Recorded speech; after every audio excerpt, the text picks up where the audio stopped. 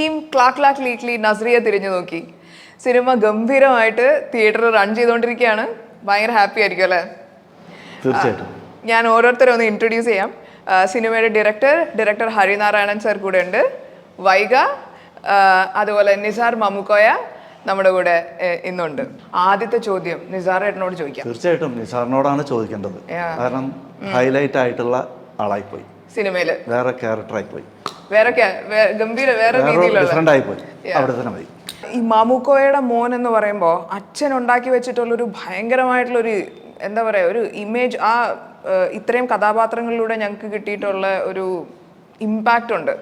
അത് ശരിക്കും പറഞ്ഞു കഴിഞ്ഞാൽ ചേട്ടന് ഒരു പ്രഷർ പോലെ തോന്നാറുണ്ടോ, അതോ അത് ഒരു ജംപ് സ്റ്റാർട്ട് പോലെയാണോ ചേട്ടന് ഫീൽ ചെയ്യുന്നത്? അങ്ങനൊന്നുമില്ല. ഒന്നാമത് എനിക്ക് ഇങ്ങനെ സിനിമയോട് വലിയ ഭയങ്കരമായിട്ടൊരു പാഷനോ, എനിക്ക് അങ്ങനെ ഒരു പാഷനല്ല. അങ്ങനെയാണെങ്കിൽ ഇപ്പോൾ വയസ്സ് 52 അപ്പോൾ മരിച്ചിട്ട് 3 കൊല്ലം. അപ്പൊ അതുവരെ ഒന്നും ഞാൻ സിനിമക്ക് വേണ്ടി ട്രൈ ചെയ്തില്ല. പിന്നെ ഉപ്പൻ്റെ ഒക്കെ മരണശേഷം മുന്നേ ഒരു പടം അങ്ങനെ ഒരു സീന് ചെയ്തു. ഉപ്പൻ്റെ മരണശേഷം ജാഫർ ഇടുക്കിന്റെ വലിയ സുഹൃത്താണ്. അങ്ങനെ ജാഫർക്ക് വിളിച്ചിട്ടാണ് അരിച്ചേട്ടന്റെ ഒരുമ്പെട്ടവന് പോണത്. അപ്പൊ അതിലൊരു പോലീസ് വേഷേന്. അപ്പൊ അത് വെറുതെ ഒരു ഉണ്ടാക്കിയതാ. 3 ദിവസം എന്നെ വിളിച്ച സ്ഥിതിക്ക്. അപ്പൊ ഇങ്ങനെ ബലം പിടിച്ച് നിന്നിട്ടൊന്നും ശരിയാവില്ല. അപ്പൊ തന്നെ അരിയേട്ടൻ പറഞ്ഞ്, നിങ്ങൾക്ക് ഇത് പറ്റൂല, ഇതിലുള്ള 2 സീനോട് അങ്ങനെ തീർക്കാം, നമുക്ക് സാധനം. ഫസ്റ്റ് ഷോട്ട് കഴിഞ്ഞപ്പോൾ പറഞ്ഞു നിസാറെ മാറ്റി നിർത്തി, നിസാർ ഇത് ചെയ്യണ്ട.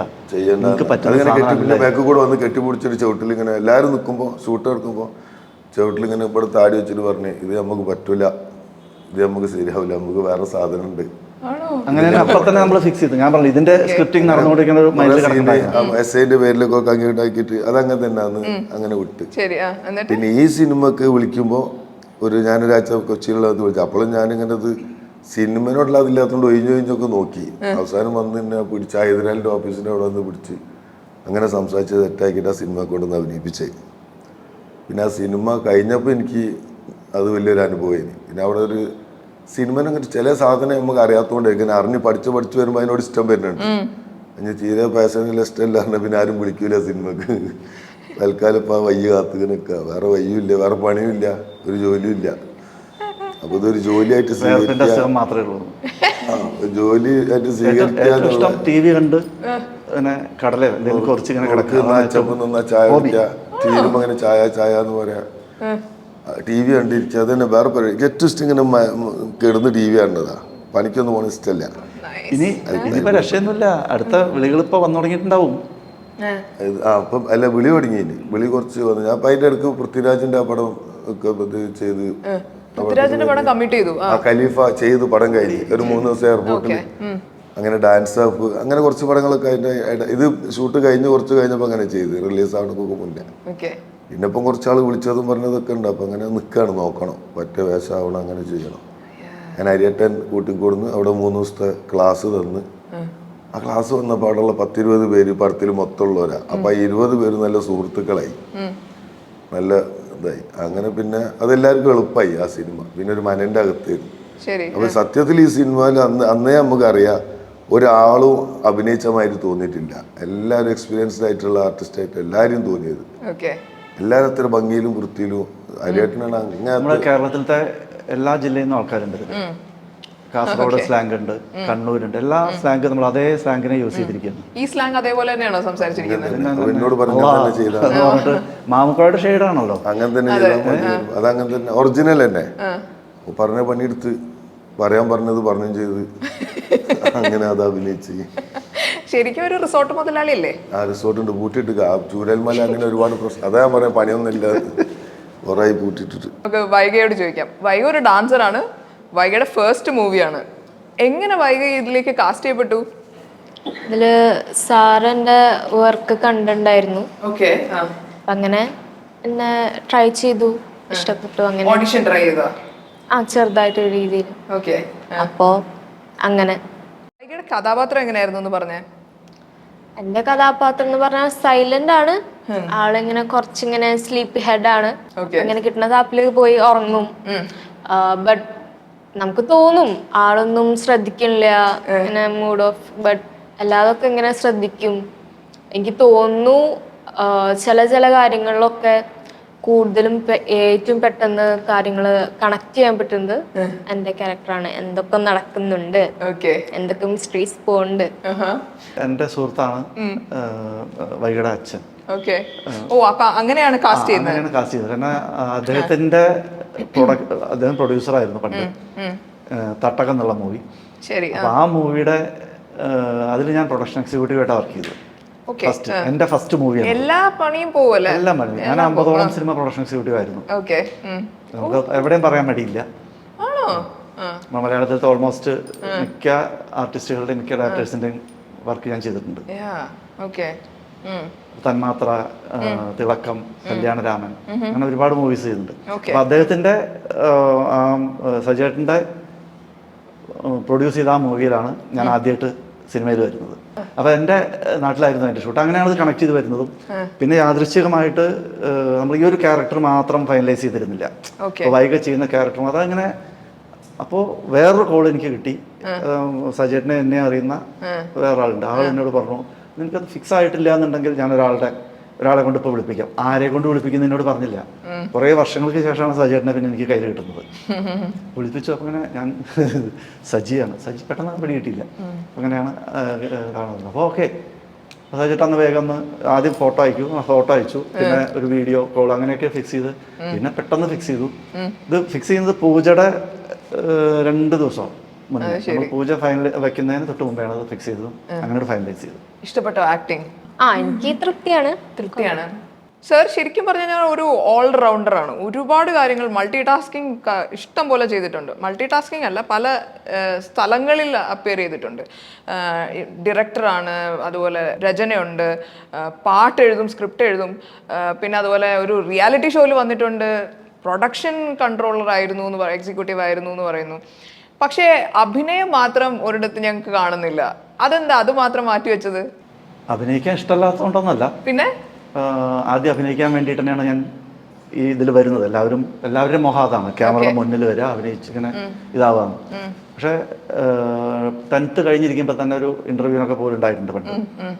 പക്ഷെ അതൊന്നും അന്ന് വർക്കൗട്ടായില്ല. പിന്നീട് നോക്കുമ്പോൾ നമുക്ക് ഓട്ടോമാറ്റിക്കലി കുറച്ച് കഴിയുമ്പോഴേക്കും കുറച്ചും കൂടി പിന്നണിയിലേക്ക് വരാനുള്ളൊരു നമ്മുടെ മൈൻഡ് അങ്ങനെയായി മാറി. അപ്പൊ അങ്ങനെ സെറ്റ് ചെയ്തു.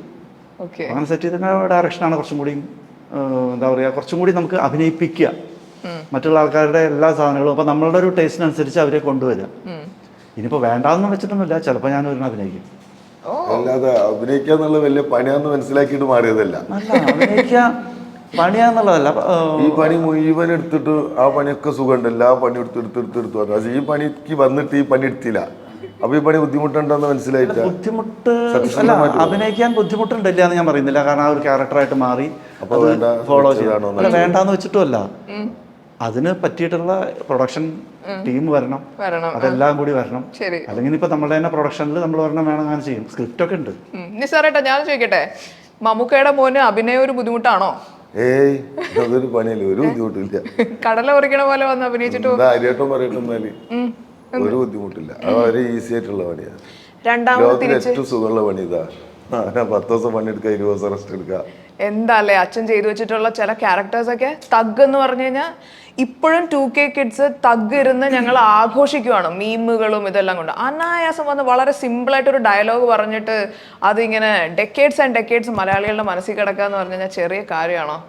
ആ അപ്പൻ്റെ മകൻ ഇത്രയും സിമ്പിളായിട്ട്, ചേട്ടന് വളരെ ആ സാധനം എവിടെയോ കിട്ടിയിട്ടുണ്ട്. ലൈക്ക് വളരെ സിമ്പിളായിട്ടാണ് സംസാരിക്കുന്നത്, മനസ്സിലാവില്ല. അങ്ങനെ കാണുമ്പോൾ തോന്നുന്നതാണ് ഞാൻ ആള് റിലീസ് ചെയ്യുന്നതിന് മുമ്പേ ഞാനും ഗൗതമും കൂടി ഞങ്ങൾ കേരളം മൊത്തം പോസ്റ്റർ ഫ്ലക്സ് വെക്കാൻ, പോസ്റ്റർ ഒട്ടിക്കാനൊക്കെ പോയിരുന്നു. മൊത്തം കേരളത്തിൽ ഇതൊന്നും മാറ്റി വെക്കുന്നില്ല. നിസാറിനോട് പറഞ്ഞില്ല കോഴിക്കോട് വരുന്ന കാര്യം. കോഴിക്കോട് പോയി ഞങ്ങൾ പാളയം മാർക്കറ്റിൽ ചെന്നു. സൺഡേ ആയിരുന്നു. പാളയം മാർക്കറ്റിൽ ചെന്ന് ഈ ഫ്ലക്സ്, ആ ഫ്ലക്സ് അവിടെ പേസ്റ്റ് ചെയ്തു. പേസ്റ്റ് ചെയ്യുന്നത് ഗൗതമാണ്. ഗൗതം ഇങ്ങനെ മുകളിൽ കയറി ഇങ്ങനെ അത് ഒട്ടിച്ചുകൊണ്ടിരിക്കുന്ന നേരത്ത് അവിടെ ഇരിക്കുന്ന മാർക്കറ്റിലിരിക്കുന്ന ആള് ഇങ്ങനെ ഇതിലേക്ക് ഇങ്ങനെ നോക്കിയിട്ടാണോ, ഇങ്ങനെ നോക്കി രണ്ടിരിക്കും. അപ്പോൾ ഞാൻ തന്നെയാണ്. അപ്പോൾ ഈ ഇത് കഴിഞ്ഞപ്പോൾ അത് കഴിഞ്ഞിട്ടാണ് പറഞ്ഞത് നിസാറിൻ്റെയും ഇതൊക്കെ കണ്ടപ്പോൾ നിസാർ ഇതിലുണ്ട് പറഞ്ഞപ്പോഴേക്കും എല്ലാ ആൾക്കാരും കൂടി അവിടെ, ആണോ മാമക്കട നിസാർ ഇതിലുണ്ടോ, എന്ന് പറഞ്ഞ് ഭയങ്കര രസമായിരുന്നു. അപ്പൊ എല്ലാവരും കെട്ടിപ്പിടിക്കുന്നു, അവിടെ വീഡിയോ ഫോട്ടോസ് ഒക്കെ എടുത്ത് ഭയങ്കര രസമായിരുന്നു.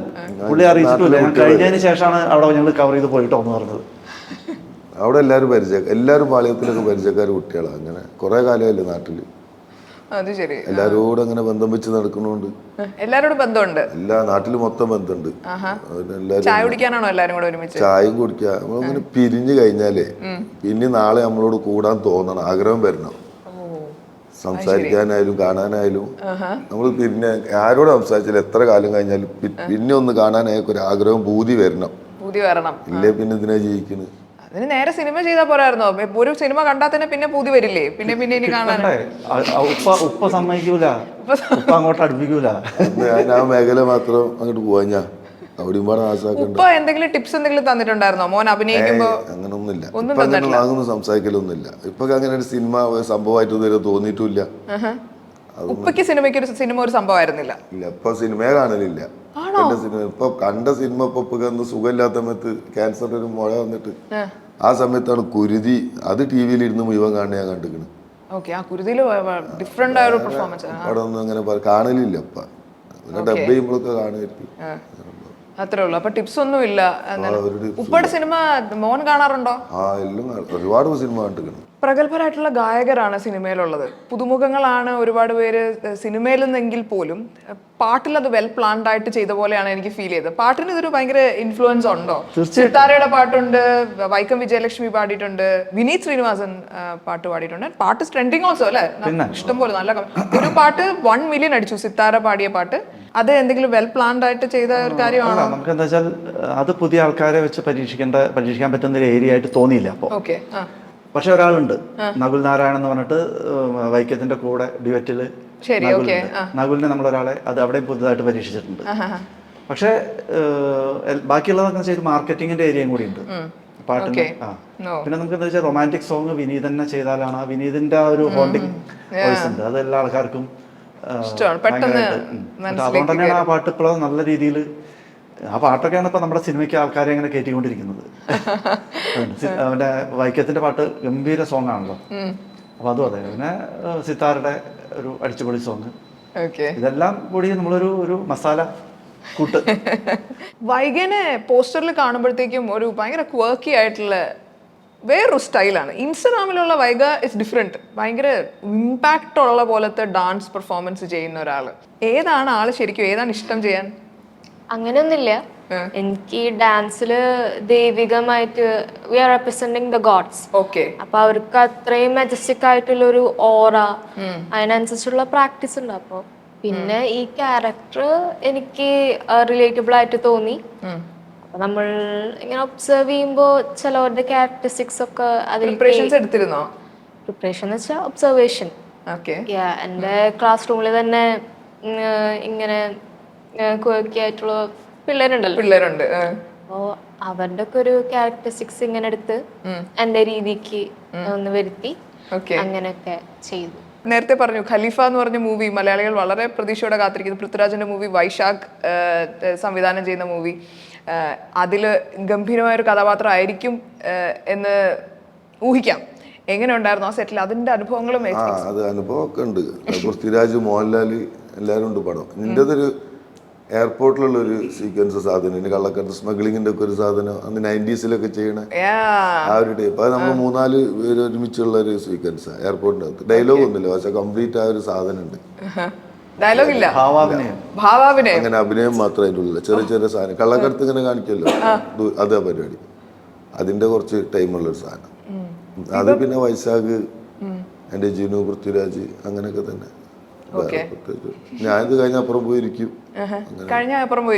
അപ്പുറത്ത് കുറച്ചപ്പുറം പോയിരിക്കും. പൃഥ്വിരാജിന്റെ അടുത്ത് അങ്ങനെ സംസാരിച്ചിരിക്കാനായില്ലല്ലോ, ആവുമ്പോ നോക്കാം. Anyways thank you so much. നല്ല ഫൺ മൂവി, കളർഫുൾ ആയിട്ടുള്ള മൂവി, ഫീൽ ഗുഡ്, നല്ലപോലെ റിലാക്സ്ഡ് ആവാൻ പറ്റിയൊരു മൂവി, ഒരു തിയേറ്ററിൽ പോയിട്ട് മസ്റ്റായിട്ട് വാച്ച് ചെയ്യേണ്ട ഒരു മൂവി ഞങ്ങൾക്ക് തന്നതിന് ഒരുപാട് താങ്ക്സ്. എല്ലാവരും വരണം, തിയേറ്ററിൽ വന്നുകൊണ്ടിരിക്കുന്നുണ്ട്. പക്ഷെ ഇനിയും ആൾക്കാർ വന്നാൽ മാത്രമാണ് നമ്മുടെ ആ സക്സസ് വരുള്ളൂ. ഇതാണ് ഈ ടീം, ഇത് പുതുമുഖങ്ങളായിട്ടുള്ള വന്ന ഈ ടീമിനെ മൊത്തം അവർ ഓൾറെഡി ആർട്ടിസ്റ്റുകളായി കഴിഞ്ഞു. എല്ലാവർക്കും അവരുടേതായിട്ടുള്ള സ്പേസുകളുണ്ട്, അവർക്കൊക്കെ ഇൻഡിവിജ്വാലിറ്റി ഉണ്ട്, അവരൊക്കെ സക്സസ് ആവുകയും ചെയ്യും. വൈകിയൊക്കെ ഞാൻ പറഞ്ഞില്ലേ, ഞാൻ അടുത്ത കാസ്റ്റ് ചെയ്തിരിക്കുന്നു, നിസാറുണ്ട്, എല്ലാവരും അടിപൊളിയായിട്ട് വരും. Anyways all the best. Thank you. Thank you.